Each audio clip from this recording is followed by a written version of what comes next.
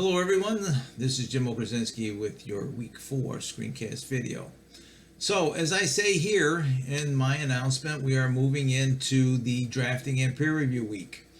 This week we'll post our first drafts on the literacy narrative and conduct the peer review report and peer review process. So I want to emphasize that I'll be posting several videos this week, not only the screencast video to cover some of the basics in the schedule, but also I will have a special edition video about not only posting your first draft, also writing the peer review report and the peer reviews and how to upload all of that to Blackboard so everybody can get credit. Now I do say here that we do have 25 points that are at stake here for the peer review report, first draft, and also the peer review. So please refresh your memory with the process in the syllabus.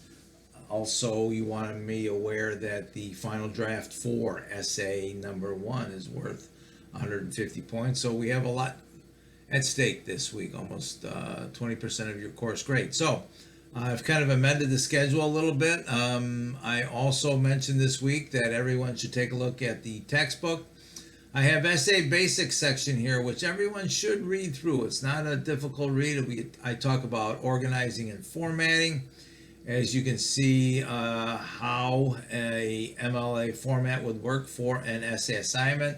That should have been pretty apparent when we worked through the literacy narrative examples in discussion board number 5, how to format a document. Those are pretty clear. Also, I have some tips about title and phrasing, cliches, how to go through the details and descriptions when you're writing.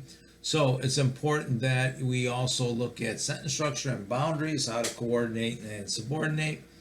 I have a list of the coordinating conjunctions. The old-fashioned fanboys are here, just so you can refresh your memory about sentence boundaries and how to combine sentences, along with the subordinating conjunctions here that we use often in the essay writing process. All right, so this is one section you're going to want to refresh your memory on and look at the formatting. Let me get down to pages 19 and 20. As I mentioned, as later in the week, you'll want to take a look in the text. I talk a little bit about revision here, so you might want to get my idea and philosophy about revision.